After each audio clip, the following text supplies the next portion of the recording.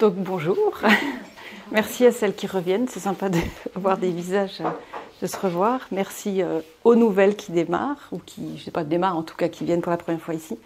Donc pour celles qui ne me connaissent pas, donc je suis Marie-Amélie de Bernoïs, je suis pharmacienne. J'ai travaillé longtemps en officine, toujours avec une orientation médecine complémentaire depuis mes études même. J'ai fait aussi une formation en réflexologie plantaire, j'ai fait donc beaucoup d'aromathérapie. Et j'ai travaillé pour un labo d'aroma et depuis maintenant 18 mois, je vole de mes propres ailes. Donc je fais des ateliers, des conférences et des consultations d'aromathérapie à mon cabinet. Voilà. Donc j'aime bien, c'est vrai que j'écris aussi des articles, donc voilà, je travaille beaucoup chez moi, donc j'aime bien faire des conférences, pouvoir échanger et être dans le partage autour des huiles essentielles, parce que les huiles essentielles tout seul dans son coin, ça n'a pas beaucoup d'intérêt. Donc voilà, merci d'être là ce soir. Donc on est là pour parler de la peau, c'est un vaste sujet.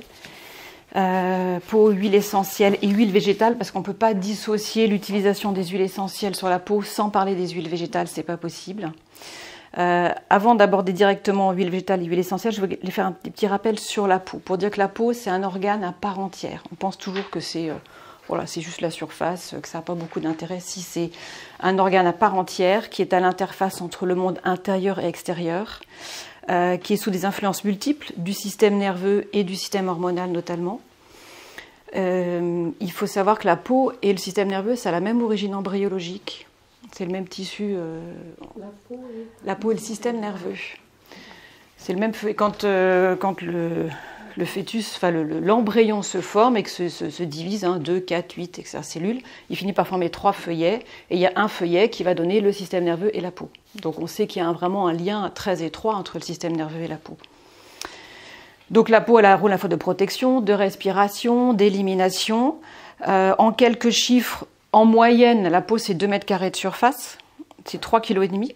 Une épaisseur variable selon les zones du corps, et ça on va voir que pour les huiles essentielles c'est important, parce que si la peau est fine ou très épaisse, on n'aura pas la même pénétration cutanée des huiles essentielles.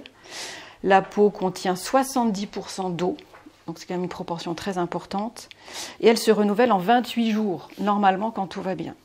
Alors dans le psoriasis par exemple, elle se renouvelle en 3 à 6 jours au lieu de 28. Donc on comprend pourquoi les plaques sont rouges et la peau n'a pas l'aspect normal.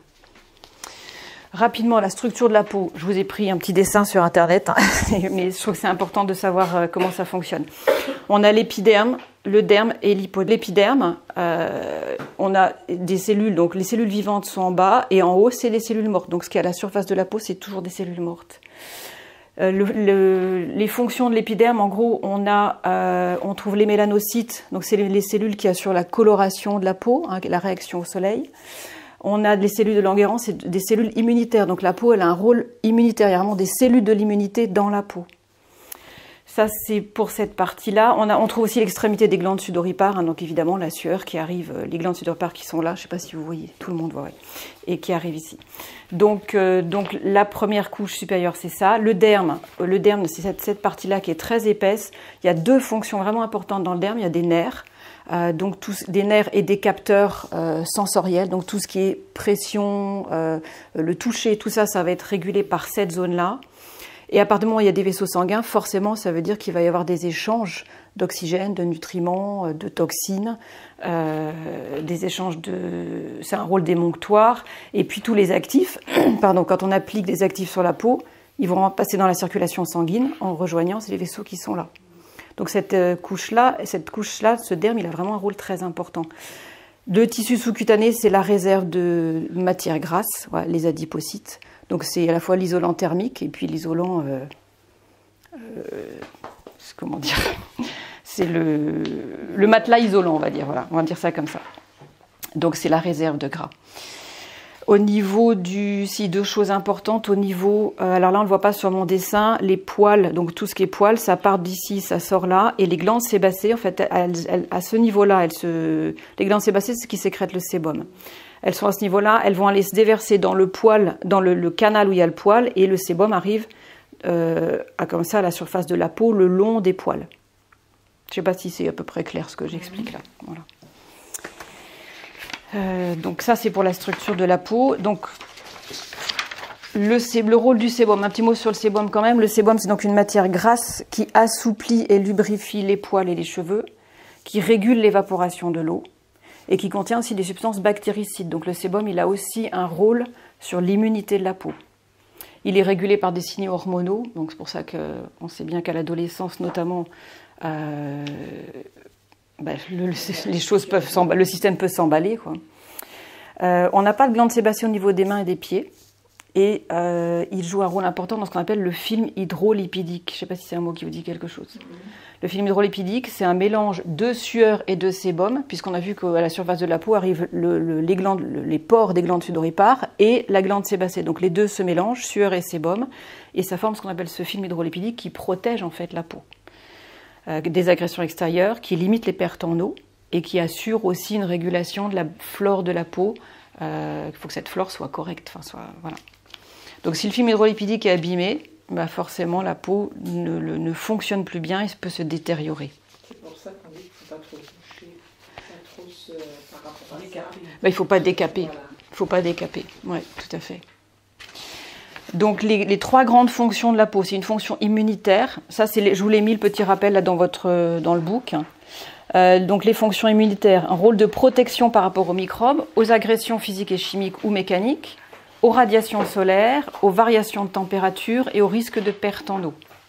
Les fonctions métaboliques, donc la peau a vraiment un rôle métabolique, donc un rôle d'élimination des toxines ou de sécrétion de molécules, puisque la peau sécrète la vitamine D dont on a besoin pour absorber le calcium. Stockage des lipides et d'hydratation, un rôle d'hydratation, et au niveau sensoriel, donc un rôle au niveau thermique et tactile, en relation avec les hormones et le système neurovégétatif. Donc on voit bien que la peau, c'est vraiment un organe vivant à part entière. Concernant l'absorption cutanée, donc on a vu que les molécules, elles descendent jusque dans le derme, et au niveau du sang, il va y avoir une zone d'absorption qui est importante.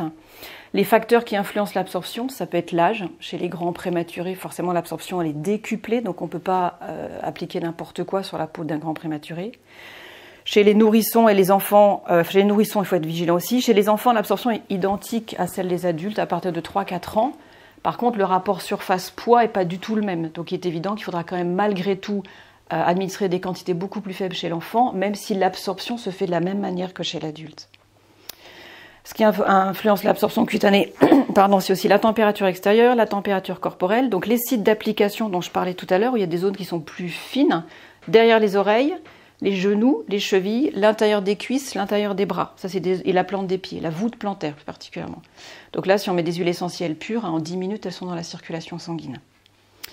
Et puis évidemment, l'état du tissu cutané compte, c'est-à-dire que sur une peau qui est lésée, forcément, les actifs passeront beaucoup plus vite. Donc sur par exemple une peau où il y a du psoriasis, on va mettre des dosages plus faibles que sur une peau qui n'est pas lésée du tout, parce qu'il y a un risque sinon de surdosage. Donc c'est vrai pour le psoriasis, pour l'eczéma. Dès qu'il y a une infection, il faudra adapter la quantité. Dès qu'il y a une lésion, voilà, l'absorption cutanée n'est pas la même. Du coup, après avoir parlé d'absorption, je vais vous parler des huiles végétales. On va commencer par le bas de la page en fait. Parce que les huiles végétales, donc les huiles essentielles, vous savez quand même ce que c'est qu'une huile essentielle? Vous avez une idée? Ouais. C'est un concentré de molécules aromatiques qui est insoluble dans l'eau. Donc comme elles sont insolubles dans l'eau, la seule possibilité pour une absorption, c'est de la matière grasse. Donc ça va être des corps gras. Donc ça peut être soit un beurre, soit une huile végétale. L'huile végétale, c'est bien plus simple qu'un beurre. Les huiles végétales, elles ont un avantage, c'est qu'elles respectent les structures de la peau, elles respectent les constituants, les constantes physico-chimiques, donc le pH, par exemple, de la peau, et elles respectent ces rôles d'élimination, de protection et ce rôle d'immunité. L'intérêt des huiles végétales, c'est qu'elles ont des acides gras, elles sont composées d'acides gras qui ont la même structure que les acides gras des membranes des cellules. Donc en fait, quand on utilise une huile végétale, on nourrit la cellule. À la différence d'une huile minérale, comme l'huile de paraffine, qui sont des huiles qui sont issues de la roche et non pas issues du règne végétal. Les huiles minérales comme la paraffine, ça a un effet occlusif, mais ça nourrit pas en fait.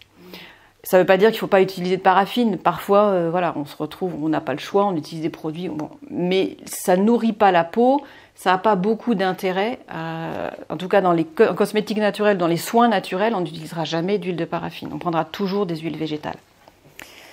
Donc ces acides gras, ils ont un rôle voilà, ils vont régénérer les cellules. Ils permettent aussi une meilleure cohésion des cellules entre elles. Donc les huiles végétales, elles limitent les pertes en eau de la peau, tout en laissant la peau respirer. Alors que la paraffine, ça limite la perte en eau, mais la peau ne respire plus, quoi. Après, vous avez des huiles végétales qui auront des propriétés spécifiques, ou anti-âge, ou tenseurs, assouplissantes, d'autres qui seront anti-inflammatoires, anti-infectieuses ou circulatoires. Donc dans celles que je vous ai citées, l'huile végétale de noyau d'abricot, alors les huiles végétales, vous voyez à quoi ça ressemble une huile végétale ou pas? Oui, voilà. Donc l'huile de noyau d'abricot, c'est l'huile idéale en aromathérapie pour être une base de massage en fait. Hein. Elle est régénérante, revitalisante, tonifiante et ça peut être une bonne base de démaquillage. Hein. On peut se démaquiller juste avec de l'huile d'abricot, hein. Sans huile d'abricot, ouais, telle quelle comme ça. Et on peut le faire à la main, hein. À la main ou au coton. Quand on démarre, l'huile d'amande douce. Oui, l'huile d'amande douce, bah oui, c'est la première à laquelle on pense, mais après, quand on explore l'univers des huiles végétales, ouais, il y en a qui sont encore plus intéressantes que l'amande douce. L'huile de jojoba, alors en fait, c'est une cire, c'est pas une huile, mais on appelle ça huile. Elle a une grande affinité avec la peau. Elle a un intérêt majeur, c'est qu'elle régule la sécrétion du sébum. Donc, on va le voir quand on parlera de l'acné, ou des peaux un peu grasses, ou des peaux à tendance mixte. Contrairement à ce qu'on pense, c'est pas parce qu'on se met de l'huile de jojoba qui est gras qu'on va avoir la peau encore plus grasse. Au contraire, elle régule la sécrétion du sébum. Donc c'est une huile qui est extrêmement intéressante. Elle protège. On peut l'utiliser aussi en base de massage ou en démaquillage. Hein. Là, je vous ai mis aussi la bourrache et la rose musquée qu'on va trouver dans les problématiques de peau très sèche, donc type eczéma, pso. Dans les problèmes de cicatrisation aussi, la rose musquée est intéressante. La calophylle, elle a je ne sais pas si vous l'avez déjà utilisée, c'est une huile qui est verte, qui sent pas très bon, qui est un peu collante. Ça dépend en fait. Non, voilà, bah c'est assez subjectif une odeur, hein, de toute façon. Donc, après, si vous aimez par exemple l'huile de macadamia qui a un petit goût de noisette, moi je trouve que c'est plus sympa que l'huile de la calophylle, voilà. Mais la calophylle, par contre, elle est extraordinairement efficace dès qu'il y a une infection cutanée. On peut l'appliquer même pure. Les huiles végétales, elles ont aussi un intérêt pur en tant que tel, même si on ne peut pas mettre d'huile essentielle. Hein. Je pense notamment chez les femmes enceintes ou les femmes qui allaitent, ou quand il y a une contre-indication en utilisant des huiles essentielles, on peut utiliser les huiles végétales pures, ça a déjà un intérêt en soi. Donc la calophylle, on verra, elle est très intéressante, anti-inflammatoire et désinfectante cutanée notamment. Et il y a juste une chose, c'est qu'elle agit sur la circulation, sur la fluidité du sang, donc elle est déconseillée quand on est sous traitement anticoagulant. L'huile de ricin, là je vous l'ai mise là parce qu'en fait je l'ai utilisée dans une synergie pour les verrues. Après c'est pas une huile majeure qu'on va utiliser au quotidien. Le ricin elle est intéressante pour la pousse des cheveux, voilà, les cheveux, pour tout ce qui est fanaire, les cheveux, les ongles, les cils, et puis dans le traitement des verrues aussi. Mais sinon on n'ira pas se tartiner de ricin, ça n'a pas beaucoup d'intérêt. Il y a des personnes, oui. Voilà, en fait vous le mettez dans vous achetez vous savez comme pour les mascaras là, mais vide, et vous le remplissez d'huile de ricin et vous l'appliquez, voilà, une brosse, oui. Bon après, ça peut piquer un peu, donc il ne faut pas être sensible au niveau des yeux. Mais si c'est bien, si on se contente de le mettre sur les cils, voilà, normalement il n'y a pas de problème. Oui. Oui, pour les cheveux, mais alors pour les cheveux. Oui. Pour les cheveux, c'est très efficace. Par contre, il ne faut pas l'utiliser pur, le ricin en bain d'huile pour les cheveux. Il faut la mélanger, par exemple, avec de l'avocat et du coco. Vous faites un tiers de chaque, ricin, avocat, coco. Après le shampoing, tu vas chez... Ah non, avant le shampoing, vous laissez poser 2 heures et après, vous faites votre shampoing.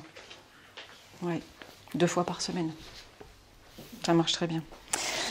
Ensuite, la dernière que je vous ai citée, c'est le macérat huileux de calendula. C'est une anti-inflammatoire très très puissante, décongestionnante, cicatrisante, régénérante. Enfin, elle a vraiment beaucoup de propriétés. Le principe du macérat huileux, c'est que vous mettez alors en général, c'est sur une base de tournesol. Vous mettez des fleurs de calendula à macérer dans votre huile. Vous la laissez macérer 30 à 30 jours. Souvent, on la laisse macérer au soleil, hein, donc ça se gorge de soleil.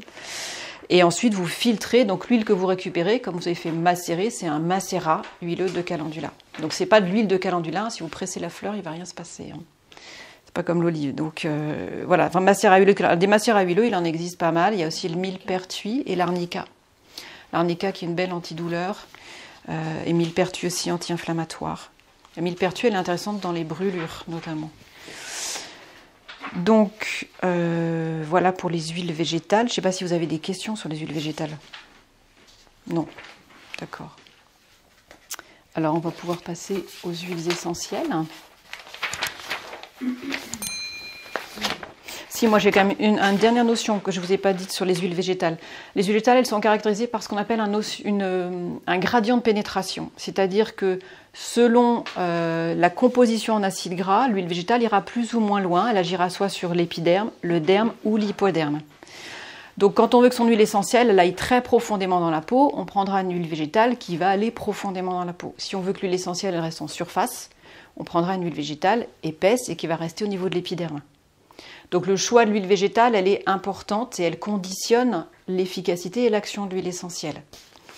Par exemple, c'est important parce que je sais que personnel, j'ai les jambes sèches, l'huile, ça rentre pas, hein, ça reste en surface. Alors ça va dépendre de... Alors de toute façon, une huile végétale, même les huiles dont on vous dit, il y a des huiles végétales qui, par exemple le macadamia, souvent on dit c'est une huile sèche.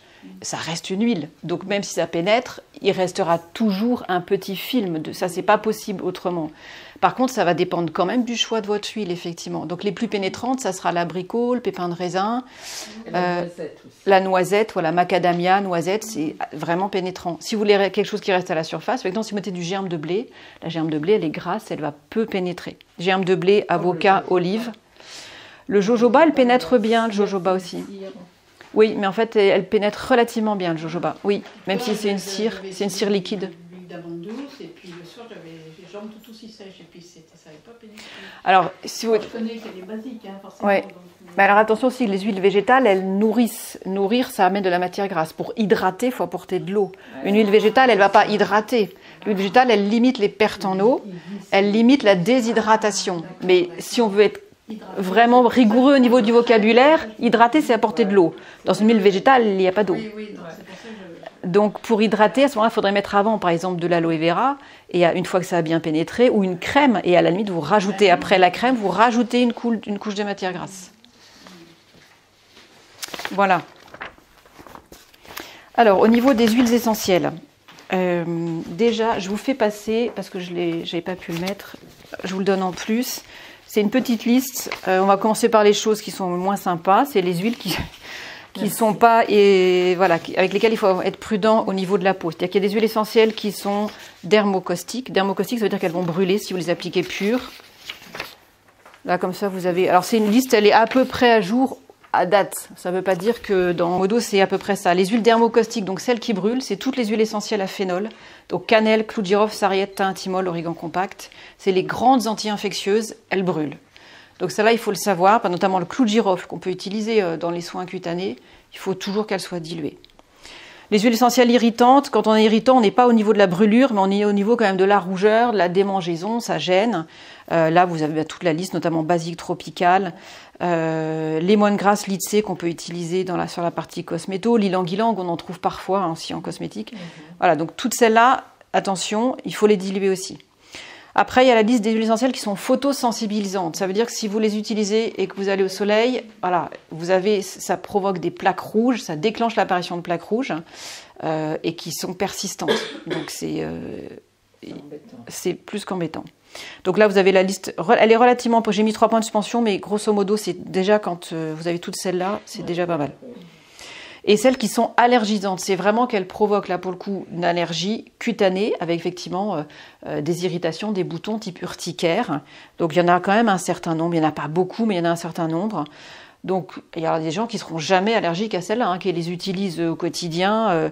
Par exemple, le baume de copahu, même parfois pur, on peut l'appliquer et certaines personnes ne feront aucune réaction. Mais si vous avez un terrain allergique, il faut savoir que voilà, il faut être vigilant. Donc à ce moment-là, il faut faire un test au pli du coude 48 heures avant d'utiliser ces huiles essentielles-là.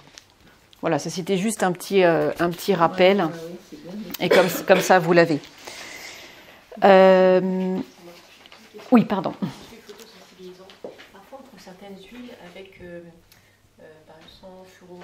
sans furocoumarine, oui. Bah, en fait, c'est qu'on a effectivement les molécules qui réagissent avec le soleil, ce sont les furocoumarines. Et quand on les enlève, alors en fait, quand on distille, là, c'est le cas des agrumes notamment. Les agrumes, on les obtient par expression à froid, c'est-à-dire qu'on ne distille pas la vapeur d'eau, on fait juste, c'est comme on sort le zeste du citron, quoi. Et celles-là, effectivement, elles contiennent des furocoumarines. Si on les redistille derrière, on élimine ces furocoumarines et à ce moment-là, vous pouvez les utiliser en vous exposant au soleil. Est-ce qu'en termes d'efficacité, c'est équivalent ou... Oui.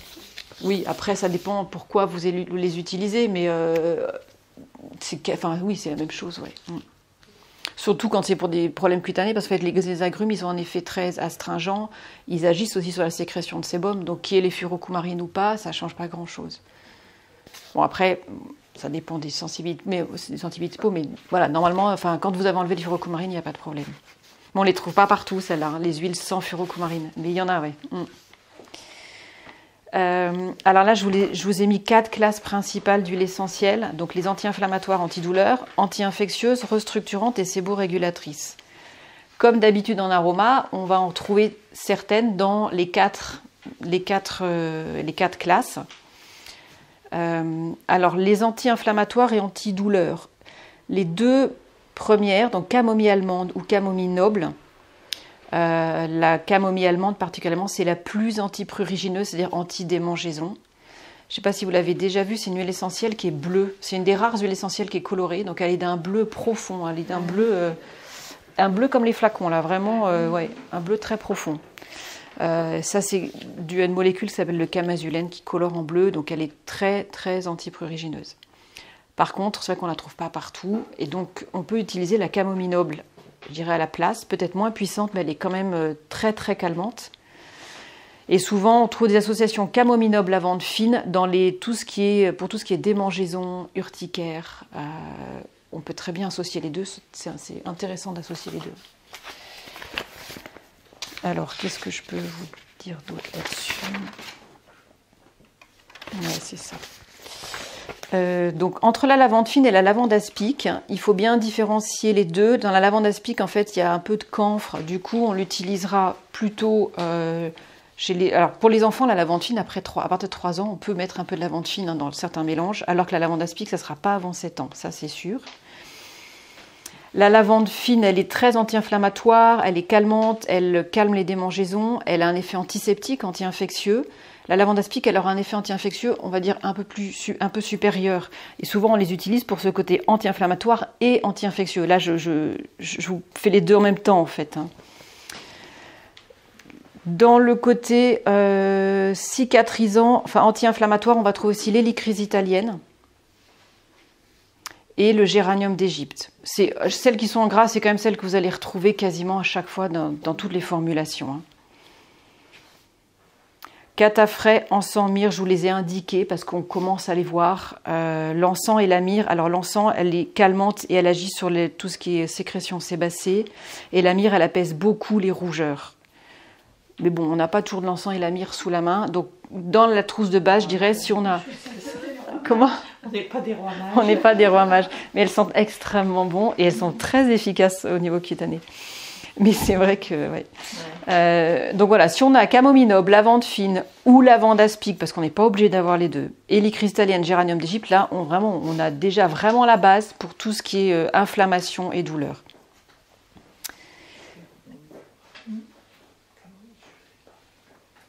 Dans les huiles essentielles anti-infectieuses. Alors là, on a, je vais vous citer alors d'abord le titri, le laurier noble et le clou de girofle. Ce sont les 3 qui vont être à la fois agir sur les bactéries, les virus, les parasites et les champignons. Donc elles ont vraiment un spectre d'action très très large. Donc titri, laurier noble, clou de girofle. Elles ont vraiment un spectre d'action très large. Titri, on peut l'appliquer pur. Laurier noble, il faut mieux la diluer. Clou de girofle, il faut absolument le diluer pour avoir une gradation à peu près. Le titri, vous l'avez déjà senti tous? Vous connaissez l'odeur? Ouais. Donc je vous le passe pas alors. Le géranium d'Égypte, c'est le premier à utiliser quand il y a une mycose. Enfin, c'est un des premiers à utiliser quand il y a une mycose. C'est vraiment un grand antifongique. Il y a 2 géraniums. Alors, tout à fait. Bourbon, oui. Non, alors, en fait, c'est la même variété botanique, c'est le géranium rosa. Et selon qui pousse à La Réunion, Bourbon, je crois que c'est La Réunion, ou Madagascar, j'ai un doute. Il y en a des deux. Ouais. Enfin, en tout cas, selon qui pousse. Alors, je ne sais plus si c'est Madagascar ou Réunion, j'ai un trou là. Ou selon qui pousse en Égypte, effectivement, il y a des variabilités, mais ça reste quand même un géranium avec des propriétés anti-infectieuses, antifongiques. Le plus du géranium Bourbon, c'est qu'on peut l'utiliser par voie interne pour tout ce qui est troubles métaboliques au niveau des glucides notamment, donc dans la régulation du diabète. Et voilà, mais là, on est sur un autre registre que le registre cutané. Il a une action au niveau métabolique et endocrinologique que n'a pas le géranium d'Égypte. Mais ça, voilà. Donc, dès qu'il y a un problème de peau, il vaut mieux penser géranium d'Égypte, si ce n'est que le géranium Bourbon est intéressant aussi. Et notamment, il est séborégulateur. Le Bourbon, il est encore plus séborégulateur que le géranium d'Égypte. J'ai pas beaucoup vu de géranium d'Égypte quand je regarde sur le truc. Je peux vous le faire passer parce qu'on l'a là. Je vois toujours le géranium Bourbon, le géranium rosa, mais l'Égypte, j'avais jamais. En fait, normalement, si on est rigoureux, on devrait mettre géranium rosa, variété Égypte, ou géranium rosa, variété Bourbon. C'est ce qu'on appelle des cultivars, c'est des différences liées à des sols de... Il n'y en a plus beaucoup, mais... Ça coule, oui. Oui, ah oui. Ça, c'est l'Égypte, hein. Ça, c'est l'Égypte, oui. Je n'ai pas le Bourbon ici. Mais je crois qu'il est plus fin l'Égypte que le Bourbon. Je trouve on ne serait pas que ça fasse du gras. Il est plus fin, l'autre il sent plus. Ouais. Vous trouvez que l'Égypte est plus fin? Oui, moi je trouve. Ah oui, alors qu'en général c'est le contraire. Ah bon, bah en parfumerie, ouais. Parce que j'ai senti. En parfumerie, on utilise le Bourbon. Le Bourbon, oui. Ah bon, d'accord. Au niveau olfactif, le Bourbon normalement est beaucoup plus fin et c'est celui qu'on utilise en parfumerie. Donc, sur les mycoses, on met le géranium.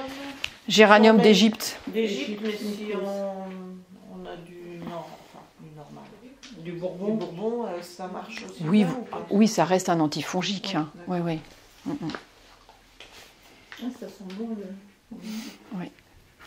Donc le géranium, en fait, on l'utilise dans la couperose, l'acné, l'eczéma, toutes les plaies, l'impétigo, les mycoses, même les mycoses vaginales, hein, même si ce n'est pas le sujet d'aujourd'hui, mais c'est un grand antifongique pour les mycoses vaginales. Et toutes les plaies un peu sanguinolentes, pas belles. Donc le géranium d'Égypte, c'est vraiment l'huile essentielle de base en dermato. Elle a une particularité aussi, c'est qu'elle est hémostatique, donc elle coupe les saignements. En plus. Oui.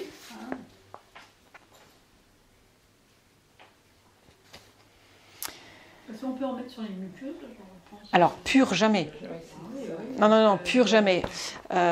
Sur les muqueuses, il faudra le diluer au maximum à 10%. Oui, je pensais même pas qu'on pouvait... Sur la muqueuse vaginale, on peut faire un mélange titri géranium d'Égypte, mais dilué dans du macérat huileux de calendula, maximum 10%.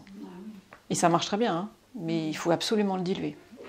Ou alors il faut faire des ovules aussi. Dans les ovules, on peut le faire. Ça marche bien aussi. Alors, dans les anti-infectieux, le titri, la particularité du titri, c'est qu'il a une action qu'on appelle détersive, c'est-à-dire qu'il va éliminer toutes les impuretés, toutes les cochonneries. Ça, c'est vraiment la spécificité du titri. Les peaux mortes. Les peaux mortes, exactement.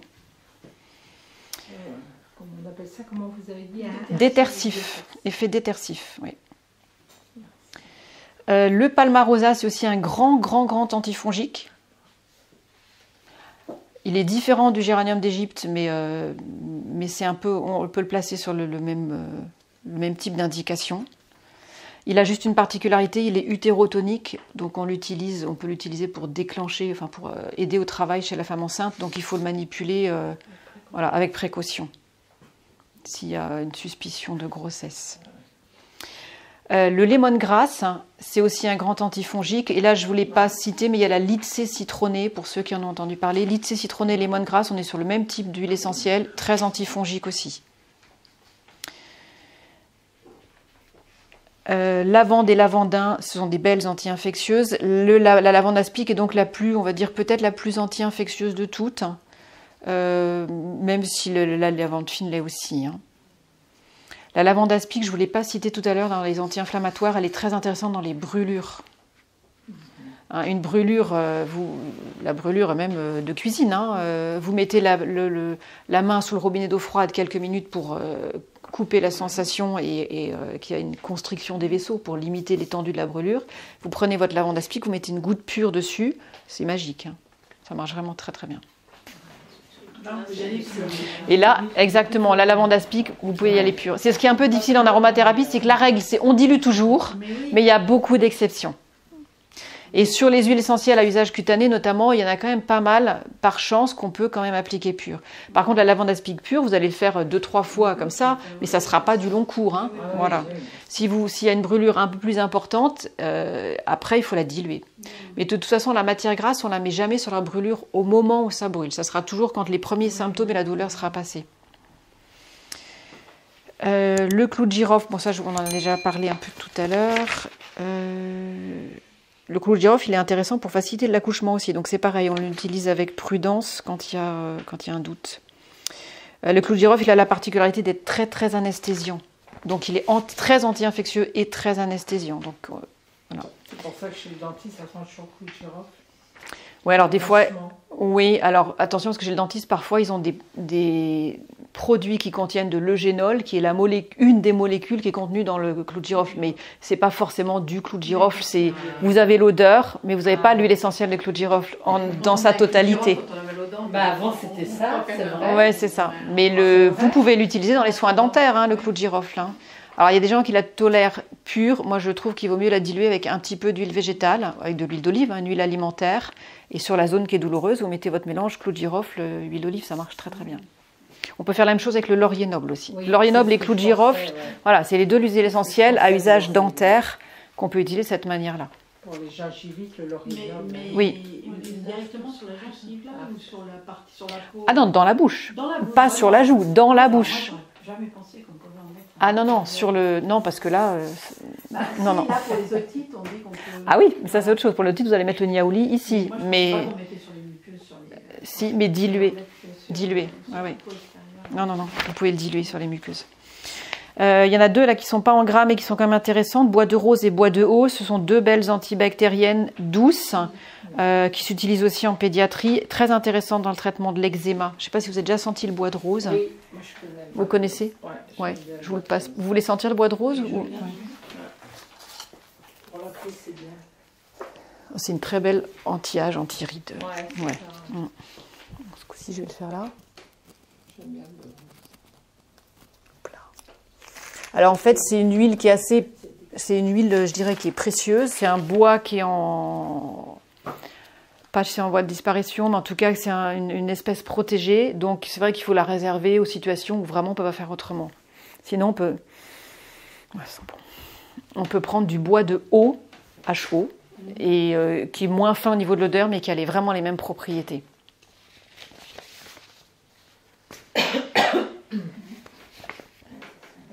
Un petit mot sur le Ravintsara et le Niaouli. Donc le Ravintsara, c'est une belle antivirale pour tout ce qui est herpès, varicelle, zona.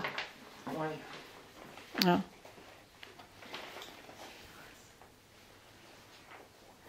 La lavande aspic que j'ai rajoutée là, ça je l'ai trouvée au dernier moment, elle agit sur le staphylocoque doré. Donc c'est pour vous dire que c'est quand même une grande anti-infectieuse. L'aspic? Oui.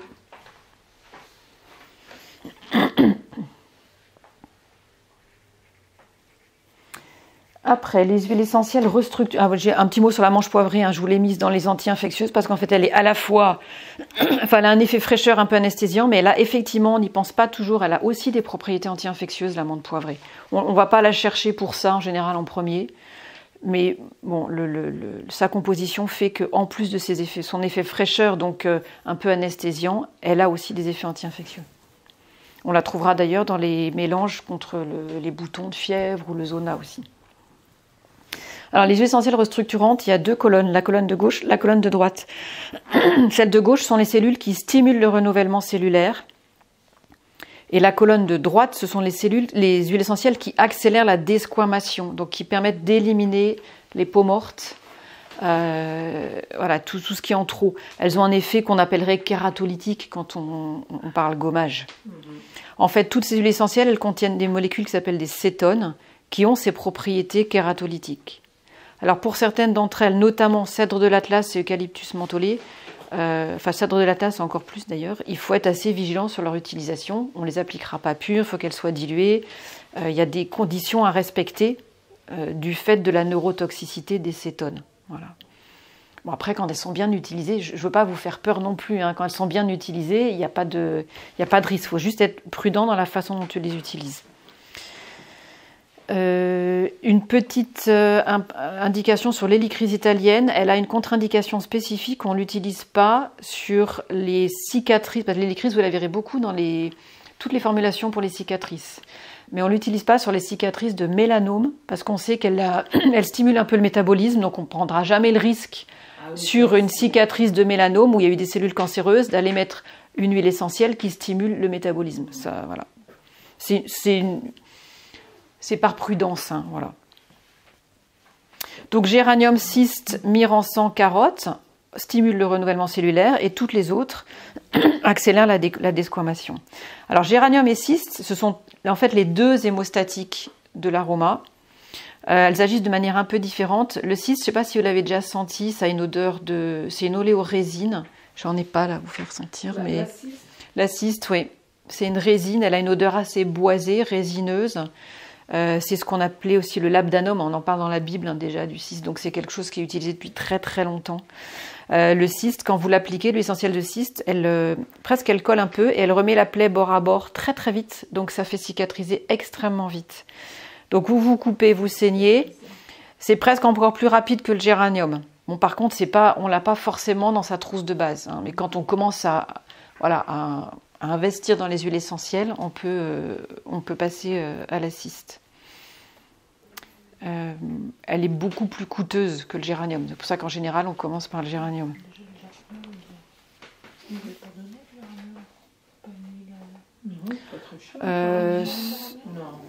Alors le bourbon est souvent un peu plus cher que le Égypte, mais c'est pas dans les huiles essentielles les plus chères. Le cyste est vraiment vraiment plus cher. Ouais. Aussi, c'est cher. La carotte, dans certains ouvrages, on la trouve aussi contre-indiquée en cas d'antécédent de cancer. Donc, bon. La carotte ? La carotte, oui, l'huile essentielle de carotte. Ah bon ? Oui. Alors. C'est pas pour les cancers. Après, voilà, je vous le dis comme ça, faut être vigilant. Il y en a d'autres qu'on peut utiliser avant d'utiliser celle-là. Donc, s'il y a un doute, on s'abstient, quoi. Voilà. Juste une petite remarque aussi sur l'hélicryse. L'hélicryse italienne, c'est bien celle-là qu'il faut utiliser en dermatologie, pas l'hélicryse de Madagascar. Parce que, alors ici, il n'y a pas d'hélicryse de Madagascar, mais il y a des boutiques où vous trouvez les deux hélicryses, qui sont par ordre alphabétique l'une à côté de l'autre, mais elles n'ont absolument pas les mêmes propriétés. Donc l'huile essentielle de Madagascar, c'est une expectorante, elle contient du cinéole, comme dans le Ravinzara, l'eucalyptus radié, l'eucalyptus globulus. Donc c'est une huile essentielle pour les pathologies de l'hiver, expectorante. Comment ? Comme le thym. Il n'y a pas trop de cinéole dans le thym. Non.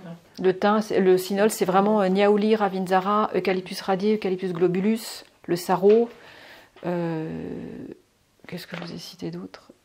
Enfin voilà, en tout cas, il y a déjà toutes celles-là. Et l'hélicryse de Madagascar. Moi, j'ai déjà vu des personnes, elle est beaucoup moins chère que l'hélicryse italienne. Donc, quand vous avez les deux côte à côte avec les deux prix, la tendance, quand on ne sait pas trop, on attrape la moins chère. Mais elle n'a rien à voir. Donc, il faut le savoir. Hein. La variété qui vient des Balkans, en général, qui est moins chère que l'italienne. Oui, après, ouais. La plus belle hélicryse italienne, elle vient de Corse, en fait. Mais ça, c'est vrai pour les lavandes. Vous avez de la lavande fine de Provence, qui est une appellation d'origine contrôlée, et la lavande fine qui vient de Bulgarie. Bon, c'est théoriquement la même lavande. Quand vous la sentez, c'est pas la même lavande, quoi. Ah ouais. Il n'y a pas photo. Ouais. Après, les huiles essentielles séborégulatrices. Donc, on va trouver le géranium bourbon. Alors, le géranium d'Égypte dans une moindre mesure, mais le géranium bourbon quand même plus idéalement. Et la grande séborégulatrice assez facile à utiliser, c'est l'huile essentielle de romarin à verbenone. Celle-là, elle est vraiment très efficace. Donc, l'objectif, là, c'est de calmer les glandes sébacées, parce qu'en général, quand il y a un emballement, il faut les calmer et réguler la sécrétion. L'huile essentielle de romarin à verbenone, elle a un effet progestérone-like. Donc, chez les personnes qui ont vraiment des gros problèmes hormonaux, il faut l'utiliser avec prudence. Mais en tout cas, par voie orale. Après, par voie cutanée, c'est encore autre chose. Le citron jaune aussi, vous le trouverez parfois. Il faut juste, pareil, être prudent pour ce que je disais tout à l'heure, en disant que c'est photosensibilisant. Donc, quand vous avez du citron jaune dans une formulation, il faut la mettre que le soir, pas le matin. Donc toutes ces huiles essentielles séborégulatrices, le grand intérêt, c'est qu'elles soient associées à du jojoba. Dans les agrumes, d'ailleurs, là j'ai cité le citron jaune, vous avez la bergamote aussi, qui est très efficace pour resserrer les pores et calmer les sécrétions sébacées. Puis la bergamote, ça sent, enfin, je ne sais pas si vous voyez ce que ça sent, mais c'est très frais, très agréable aussi à utiliser.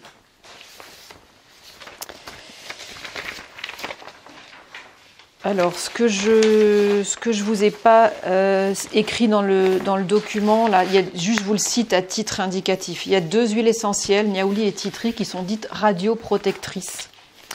C'est-à-dire qu'elles ont un intérêt pour protéger des rayons, notamment dans les cancers, quand on a des rayons dans les traitements anticancéreux. Donc vous avez des structures hospitalières qui acceptent que titri et niaouli soient appliqués avant les séances de rayons. Alors, il ne faut absolument pas le faire sans que l'équipe soit au courant. Juste, je vous le donne à titre d'information. Il y a plein d'endroits où ils disent bien qu'ils refusent. Oui, je sais bien. Ouais. Après, vous avez des équipes qui, au contraire, sont très ouvertes et qui l'acceptent. Voilà, là, c'est bien sûr, je vous le dis parce que je trouve que c'est important de donner cette information. Après, bien évidemment, il faut que ça reste dans un cadre médical et que ça soit bien encadré. Et alors là, l'exception titri niaouli, par contre, quand c'est pour les rayons, il faut l'appliquer pur. Surtout pas d'huile végétale avant des rayons. D'accord. Alors après, quand les équipes n'aiment pas qu'il y ait du titri et du niaouli qui soit posé avant, elles acceptent parfois certaines synergies qu'on peut appliquer après pour calmer les brûlures. Et celle-là, il y aura de l'huile végétale dedans. Voilà, je ne l'ai pas noté, je vous le dis comme ça. Voilà.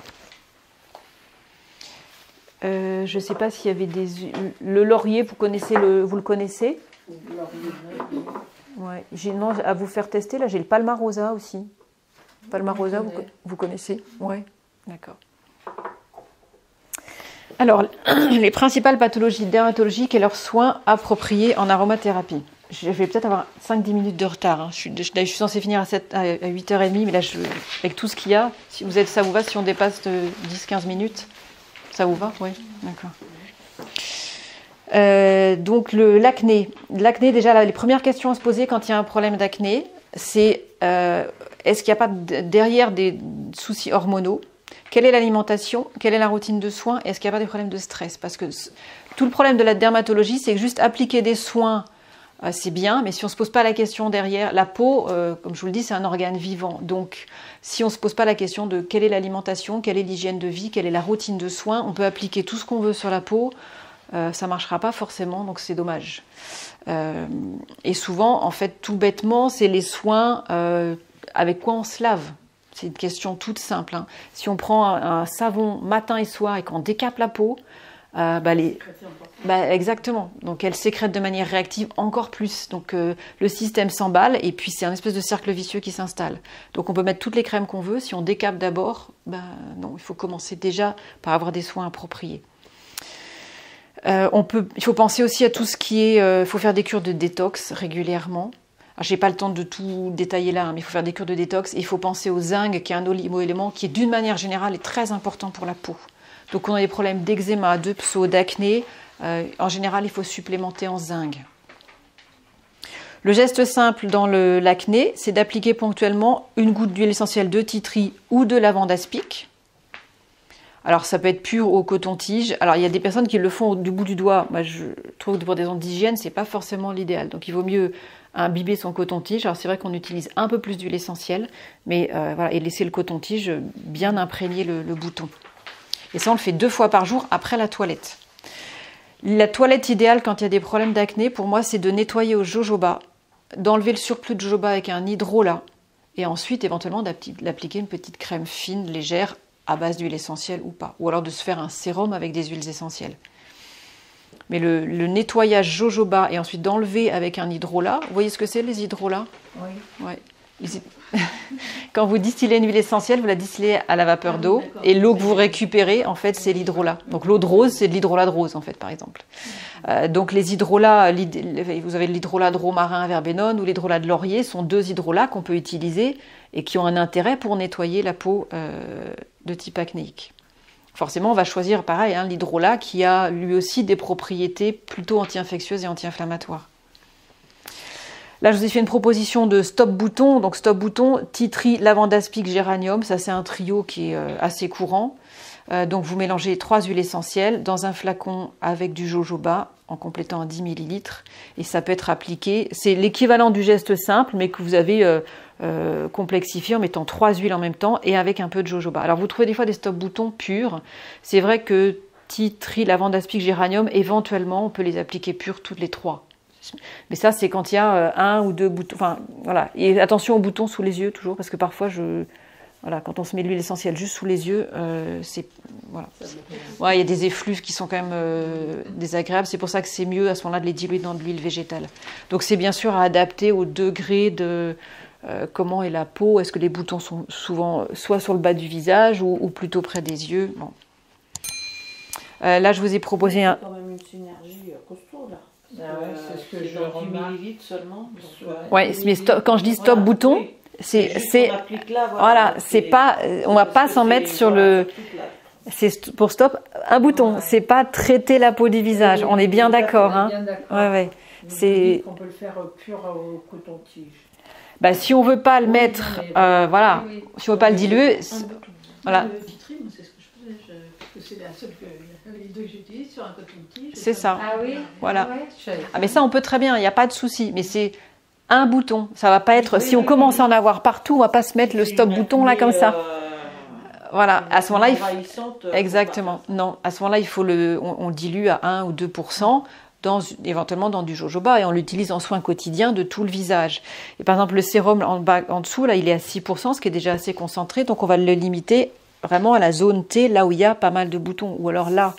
Mais ça sera, on fait les soins, on applique la petite crème fine, et après on met le sérum éventuellement sur cette zone-là. Mais c'est pareil, le sérum à 6%, on va pas se le mettre sur la figure 3 fois par jour, quoi. En l'occurrence, celui-là, il y a du citron, donc c'est que le soir. Si on veut le mettre vraiment matin et soir, on enlève le citron.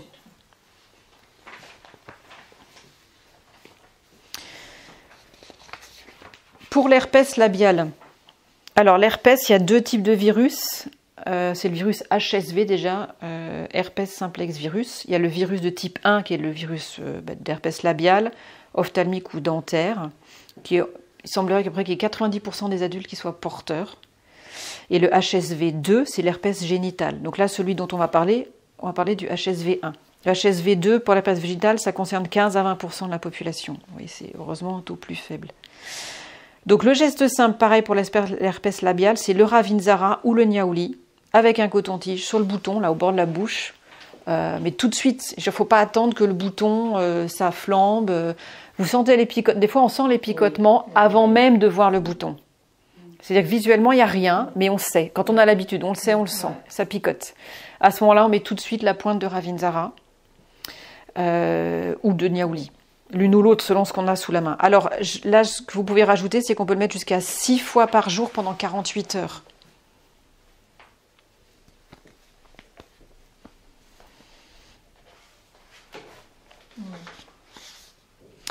C'est clair que l'herpès, quand on a des cures de l'herpès à répétition, ça veut dire quand même que le système immunitaire il est fatigué. Donc en amont, il faut travailler sur l'immunité avec des oligo-éléments, du pollen, enfin tous les traitements naturopathiques classiques. Il ne faut pas juste se contenter de mettre des huiles essentielles. Donc le geste simple, c'est ça pendant 48 heures. Si vous en avez de manière un peu plus récurrente, vous pouvez très bien faire le mélange lémongrass, Ravinzara, menthe poivrée. Donc là, vous avez un effet anti-inflammatoire, antiviral et anesthésiant. Et vous appliquez une goutte du mélange sur les zones, pareil, 4 à 6 fois par jour pendant 24 à 48 heures.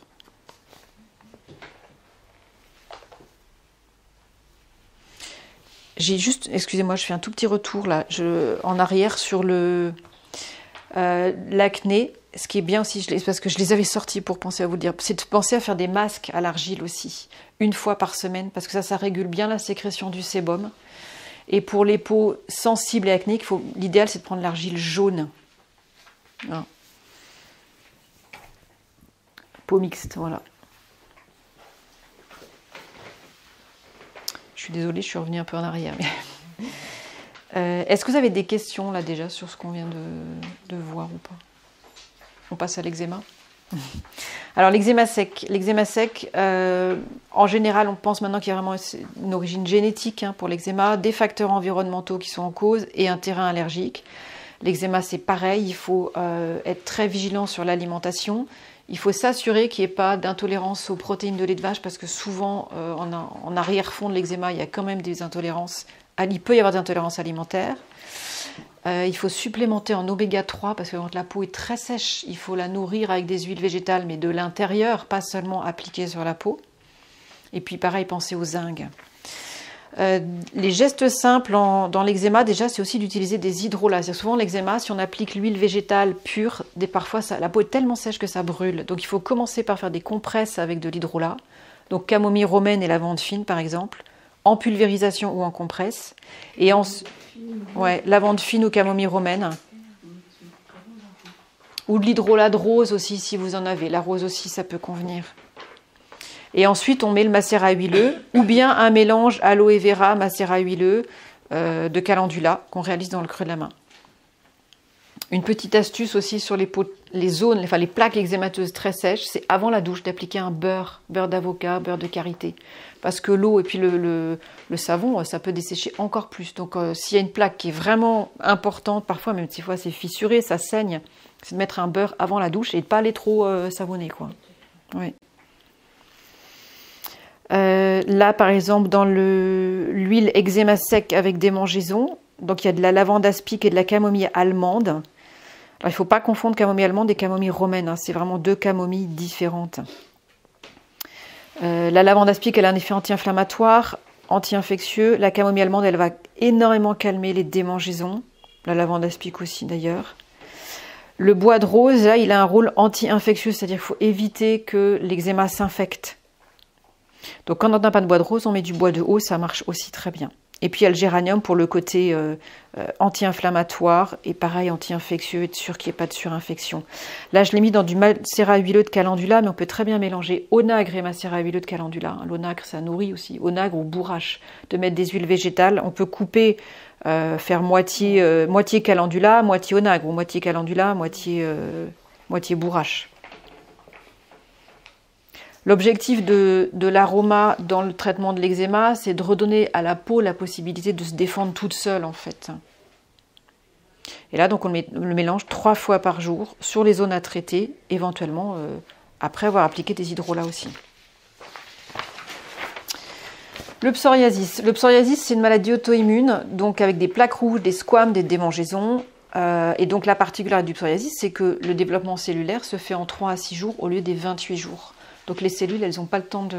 La peau, elle n'a pas le temps de vivre, on va dire, quoi. C'est très très en lien avec le stress, hein. Donc là, c'est pareil, il faut drainer, il faut s'assurer d'une bonne alimentation, bonne hygiène de vie, comment est la gestion du stress. Et l'objectif, c'est donc d'apaiser, de diminuer le tas inflammatoire pour que ces plaques rouges disparaissent et de freiner le renouvellement cellulaire qui est beaucoup trop fort, beaucoup trop rapide en fait. Donc le geste simple, éventuellement, ça peut être juste un peu d'aloe vera et ensuite d'appliquer un petit mélange avec du géranium d'Égypte dans du macérat huileux de calendula. Ça peut être le geste simple dans l'urgence. Et si on a le temps, on se fait quelque chose de plus consistant avec de la camomille allemande pour calmer la démangeaison, bois de rose comme anti-infectieux, le géranium d'Égypte pour son côté aussi anti-inflammatoire, le laurier noble anti-infectieux, anti-inflammatoire. La myrrhe, elle est très calmante et la myrrhe, elle agit sur les états aussi inflammatoires. Puis bourrache, calendula, rose musquée. La rose musquée, elle facilite aussi la cicatrisation, la réparation. Et ce mélange-là, on peut l'utiliser dans le cuir chevelu. Donc on le met le soir et le lendemain matin, on procède au shampoing. Voilà, sur les plaques de pso qui sont dans le cuir chevelu. Les 7%, ça va être le dosage maximum. On peut même faire moins. Si les plaques, là, quand je vous parle du pso ici, ça va être quand il y a des plaques isolées. Vous avez parfois des personnes qui ont des plaques vraiment énormes, tout le corps. Si c'est tout le corps, c'est évident qu'il faut baisser la quantité d'huile essentielle parce que la dose administrée augmente. Hein. Donc, il faut faire des doses vraiment sur des dosages très très faibles. On fait du 2-3% hein, quand c'est vraiment pour tout le corps. Hein. Voire on démarre sans huile essentielle pour voir déjà comment la peau réagit avec juste des hydrolats et des huiles végétales. Hein. Parce que quand on passe de traitements classiques à ce type de soins, il faut que le corps s'habitue, que la peau s'habitue. C'est pas du tout les mêmes sensations. Donc voilà, il faut y aller doucement, exactement. Les mycoses. Mycose cutanée, mycose inguinale. Mycose, c'est un vaste sujet parce que ça concerne de plus en plus de gens. Là, c'est pareil, il faut aller voir quelle est l'alimentation, hein, parce qu'en général, c'est qu'il y a beaucoup de déséquilibre au niveau alimentaire. Il faut travailler la flore intestinale, parce qu'en général, une mycose sur les doigts ou même une mycose cutanée, ça veut dire que probablement, il peut y en avoir au niveau intestinal. En tout cas, l'immunité intestinale n'est pas au point, quoi. Donc, il faut travailler sur la flore intestinale. En général, c'est soit le candida albicans qu'on va trouver au niveau des seins, de la taille ou entre les orteils, ou bien les dermatophytes qui sont plutôt des taches blanches, qui sont comme des surfaces planes plus blanches sur la peau. Et le pied d'athlète, là, ce qu'on appelle Ouais, le pied d'athlète. c'est ça, c'est les mycoses entre les orteils. Ouais. Alors parfois vous trouvez dans les ouvrages de déposer 1 ou 2 gouttes pures sur la mycose entre les orteils. Quand la mycose elle est fendue, la goutte pure parfois c'est pas du tout. Franchement c'est insupportable quoi. Ouais, ça fait sauter. Donc il faut vraiment mettre un tout petit peu d'huile végétale. Donc là je vous ai fait un mélange titri, laurier noble, géranium parce que ils sont tous les 3 très antifongiques. Oui, c'est le laurier, je voulais pas spécifier. Le laurier c'est aussi un bel antifongique. Donc titri, laurier noble, géranium, tout simplement à part égale, et 2 à 3 gouttes du mélange sur la peau bien sèche pendant environ 3 semaines. J'avais essayé juste le titri et ça marchait pas. Titri tout seul. Pur ou mélangé avec quelque chose, ou dans une huile végétale ou... Ouais, avec les deux peut-être bien. Ouais. Pur et Il y a les mélangé. grâce aussi, non? Et ça Oui, c'est un marchait bon pas. antifongique aussi, oui. Palmarosa Et le aussi. patchouli aussi. Le patchouli comme antifongique, Non, c'est j'aurais un pas dit, antiparasitaire, mais... Non, je confonds, non. Pas le patchouli. Le patchouli, il agit sur la circulation. Alors on le trouve aussi pour tout ce qui est acné parfois. Les parasites aussi. Fait le patchouli. Peut-être. Mais là, je sais pas. Non, pas fongé, non, c'est moi qui me trompe. Le patchouli, il faut faire attention parce qu'elle est œstrogène-like, très œstrogène-like. Donc, elle à éviter en cas d'antécédent de cancer du sein. Ah bon? Oui, le patchouli est l'œstrogène-like. Faudrait que je vous apporte j'ai une petite liste là, comme je vous ai fait. Ça serait bien parce que... Ouais, mais je vous l'apporterai parce que on n'y pense pas toujours. Mais moi, je l'utilise en plus, le patchouli, je l'utilise pas mal. bon, après, Oui. attention, hein, je veux dire, voilà, il y a la liste, on ouvre le parapluie au maximum parce qu'on ne sait pas. Peut-être que dans 10 ans, on dira que ces huiles essentielles-là, au contraire, elles ont un intérêt au niveau hormonal. Enfin, voilà. Aujourd'hui, il faut se méfier, voilà, parce qu'on ne sait pas. Donc, dans le doute... Donc mycose cutanée, voilà. La mycose inguinale, donc c'est les mycoses de longue, celles-là elles sont encore plus difficiles à traiter. Moi j'y suis pas arrivée. Vous n'y êtes pas arrivé? Non. Donc vous avez passé les produits classiques. Je sais pas Même les combien de produits temps. classiques. Ah non, pas le c'est produit compliqué, classique, non. là je parle en... Enfin, j'ai fait classique, après je suis passée aux huiles essentielles. Ouais. Avec Et la mycose est toujours là. D'accord. Toujours, j'ai toujours là, toujours son nom. Et vous avez essayé, parce que l'ITC, clou de girofle, titri, c'est... Titri avec tout ce qui est antifongisique, j'avais la Bible, Ouais. j'ai tout acheté. Et ça n'a rien fait. Ah ouais, j'ai tout. Moi, je fais pas de détails. Hein. Moi, je tout. Hein. C'est pas un produit, c'est. Parce que alors il y a des ouvrages même où vous trouvez, il me semble que Aude Maillard, elle fait l'ITC et clou de girofle pur. Donc l'ITC clou de girofle pur, c'est quand même c'est costaud. Donc c'est quoi l'ITC citronné.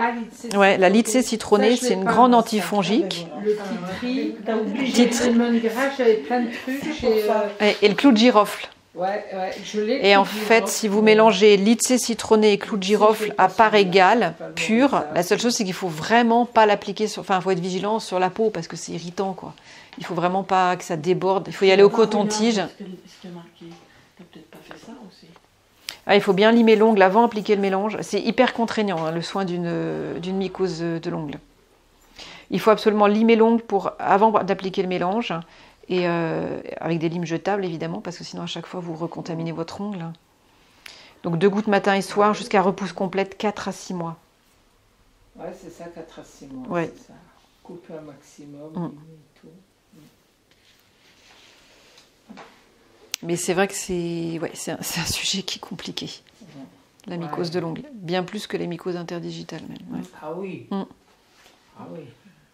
Parce que généralement, mais... le champignon, il est entre la peau et l'ongle. On a beau faire sauter même l'ongle, je sais pas, ça revient.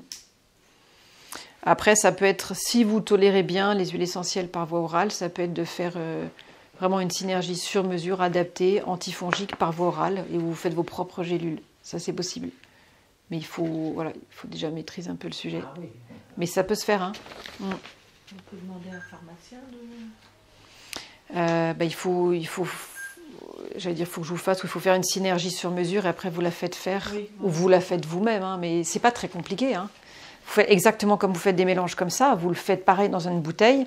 Il faut acheter des gélules taille 0, qui est la taille adulte, et vous remplissez votre gélule, et c'est des mélanges à 30%. Voilà. Bon, il faut un peu de temps pour le faire, là comme ça je peux pas, mais ça peut se faire. Hein. Dans le guide d'Aude Maillard, il y a des synergies à faire complètes pour tout ce qui est justement maladie chronique de ce type-là. Dans le grand guide de l'aromathérapie, là. Le grand guide de l'aromathérapie d'Aude Maillard aux éditions J'ai lu. Vous avez des synergies complètes pour prendre par voie orale pour tout ce qui est infection chronique. Voilà. Jetez-y un coup d'œil, peut-être vous donner des idées déjà. Et les verrues, c'est un virus, hein, c'est le papillomavirus. Alors les verrues, pareil, c'est un sujet compliqué parce que ça part des fois très vite, mais parfois c'est infernal à faire partir.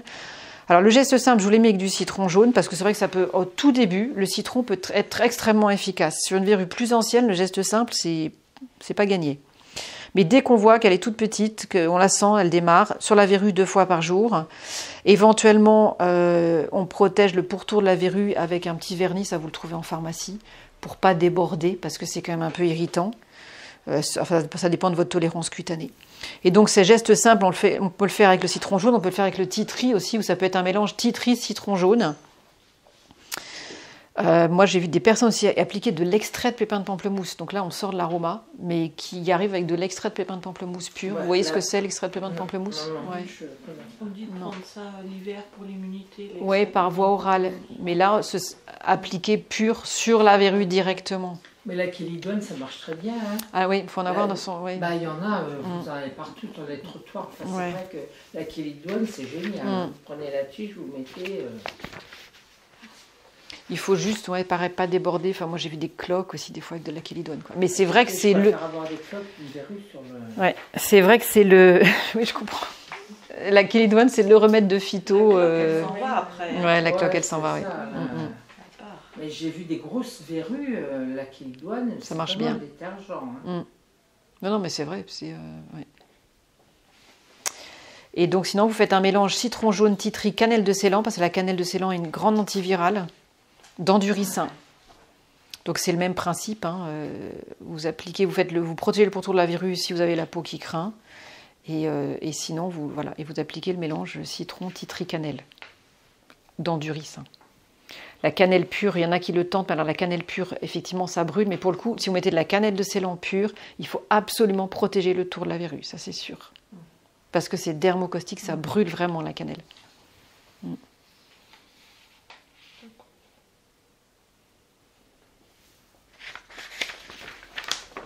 Voilà. Je ne sais pas si vous avez des questions. Donc, ça...